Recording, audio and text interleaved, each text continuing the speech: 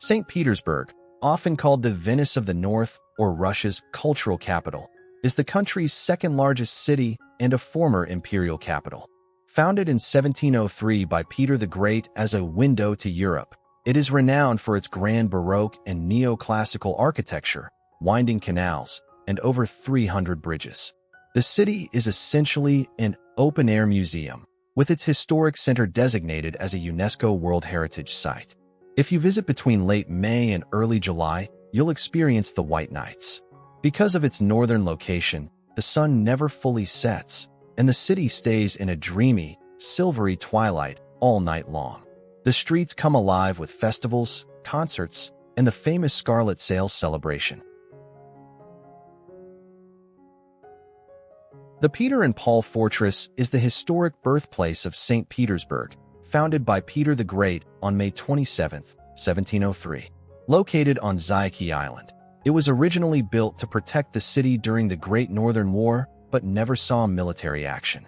Instead, it evolved into one of the Russian Empire's most notorious political prisons and a sacred burial ground for the Romanov dynasty. Peter and Paul Cathedral is a Petrine Baroque masterpiece, features a 122.5-meter golden spire topped with an angel. It is the final resting place for nearly all Russian Tsars from Peter the Great to Nicholas II and his family. Trubetskoy Bastion Prison is known as the Russian Bastille. It once held high-profile prisoners like Fyodor Dostoevsky, Maxim Gorky, and Leon Trotsky. You can now tour the grim cells and learn about the lives of political detainees.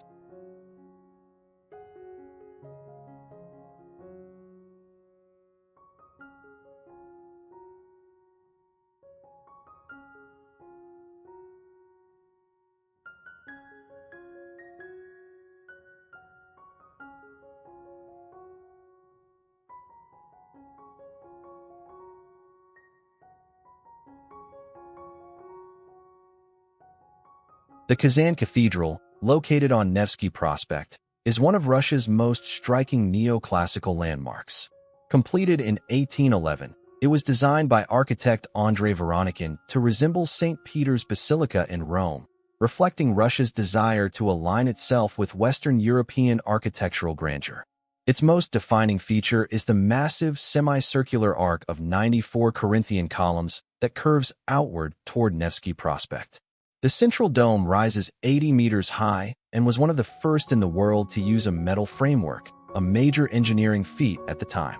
Shortly after its completion, it became a monument to Russia's victory over Napoleon in 1812. The cathedral houses captured French banners and the keys to conquered cities. The famous Russian Field Marshal Mikhail Kutuzov, who led the army against Napoleon, is buried here. The cathedral was built to house the Our Lady of Kazan, one of the most venerated icons in the Russian Orthodox Church.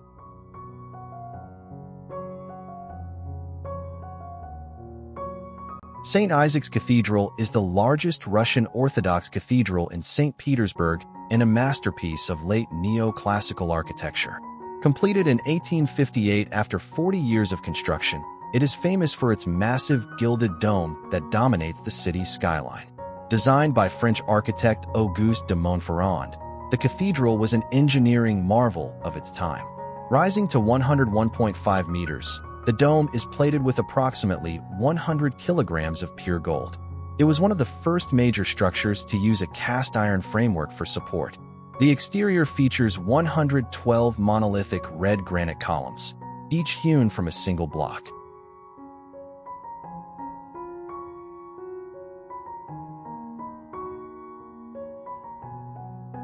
The Church of the Savior on Spilled Blood is one of St. Petersburg's most iconic landmarks, famous for its colorful onion domes and its location directly along the Griboidov Canal.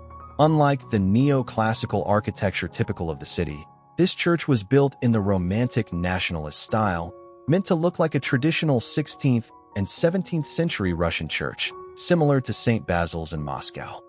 The church was built on the exact spot where Emperor Alexander II was fatally wounded in an assassination attempt by revolutionaries in 1881. Inside the church, a special shrine marked with jasper and rhodonite encloses the very section of the cobblestone street where the emperor's blood was shed.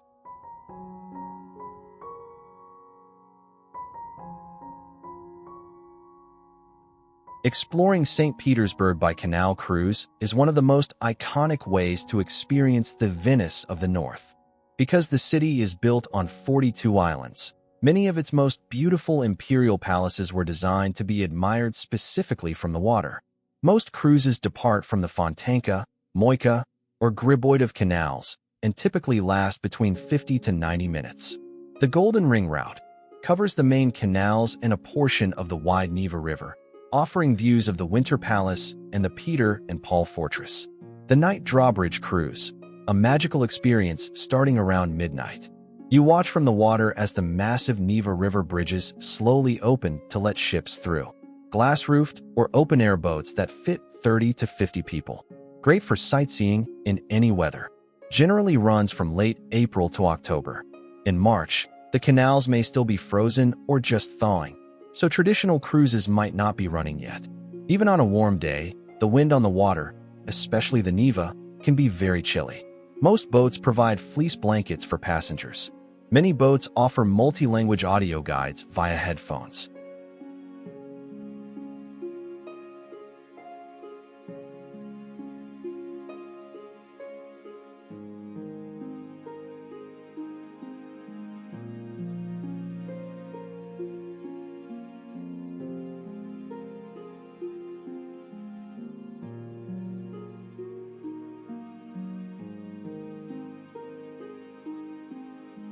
The Winter Palace is one of the most magnificent examples of Elizabethan Baroque architecture in the world. From 1732 to 1917, it served as the official winter residence of the Russian Tsars and is now the crown jewel of the State Hermitage Museum. Designed primarily by the Italian architect Bartolomeo Rastrelli, the palace was built on a monumental scale to reflect the power of the Russian Empire. The building contains approximately 1,500 rooms, 1,945 windows, and 117 staircases. Its iconic mint green and white facade is 215 meters long and 30 meters high, adorned with 176 sculptures along the roofline. The interior is a showcase of imperial opulence, featuring gold leaf, rare marble, and semi-precious stones. The State Hermitage Museum is one of the world's largest and most prestigious art and culture museums, housing over 3 million items. Founded in 1764 by Empress Catherine the Great as her private gallery, it has been open to the public since 1852 and occupies a massive complex of historic buildings along the Neva River. The collection at the State Hermitage Museum is so vast that it contains over 3 million items, spanning from Stone Age artifacts to 20th century masterpieces. If you spent just 1 minute looking at each exhibit, it would take you roughly 11 years to see everything. The museum holds one of the finest collections of Italian Renaissance art in the world. The collection of 17th century Northern European art is unparalleled outside of the Netherlands. Most of Impressionism and Post-Impressionism works are now housed in the General Staff Building across Palace Square. The Treasure Gallery, Gold and Diamond Rooms, contains some of the museum's most valuable items.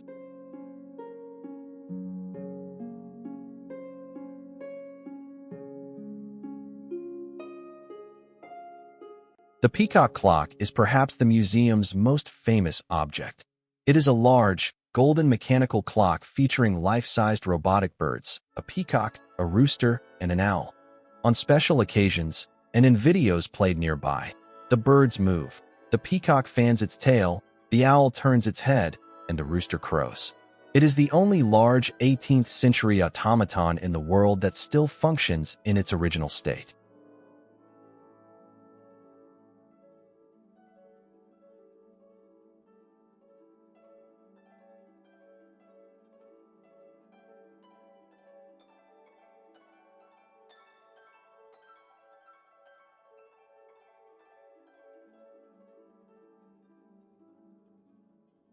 Peterhof is a world-famous palace and park ensemble located on the southern shore of the Gulf of Finland, about 29 kilometers southwest of St. Petersburg.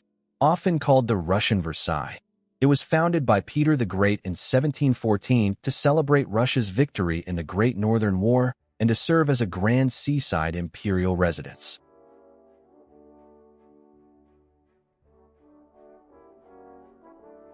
Visiting Peterhof is a truly overwhelming experience that feels like stepping into a golden age of imperial power. Standing at the top of the terrace, looking down the Grand Cascade toward the sea, you feel the sheer scale of the Russian Empire. The sight of 64 fountains and dozens of gilded statues shining in the sun is breathtaking. It's not just a garden, it's a statement of absolute power and artistic ambition. The most unique vibe of Peterhof is the sound. The constant, rhythmic roar of falling water creates a peaceful yet majestic atmosphere. Knowing that this entire system works purely by gravity, without a single electric pump, makes the experience feel like a blend of historical magic and brilliant engineering. Because Peterhof sits right on the Gulf of Finland, it feels much fresher and more open than the city center. Walking from the opulent palace through the green gardens and ending up at the rocky shore of the Baltic Sea gives you a sense of why Peter the Great loved this spot. It feels like a window to Europe in the most literal sense.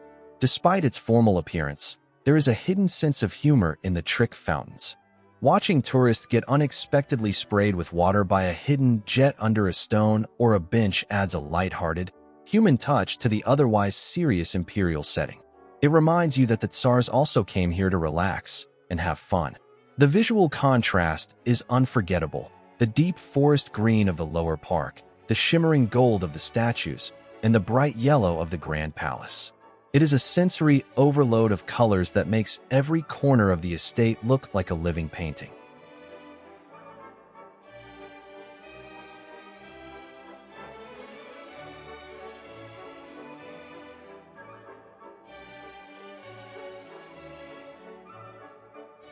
The Grand Peterhof Palace is the majestic centerpiece of the Peterhof State Museum Reserve, positioned on a high ridge that separates the formal upper garden from the fountain-filled lower park.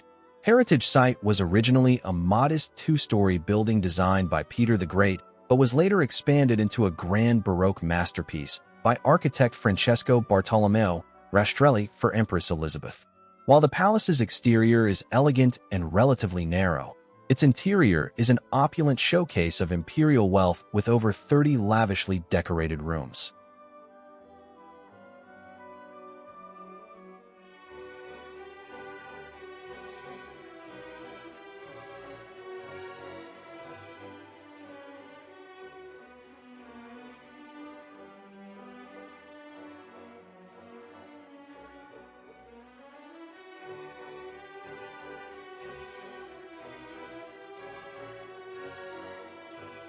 The estate's most defining feature is its unique gravity-fed fountain system, which operates without any pumps using a 100-kilometer-long canal system.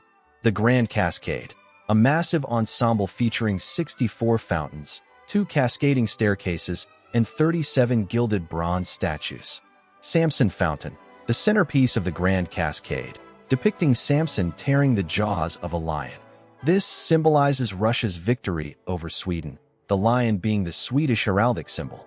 Trick fountains, scattered throughout the lower park. These joke fountains were designed by Peter the Great to surprise unsuspecting guests with sudden jets of water. Fountains typically run from early May to early October. In 2026, the official fountain season festivities are expected around mid-May.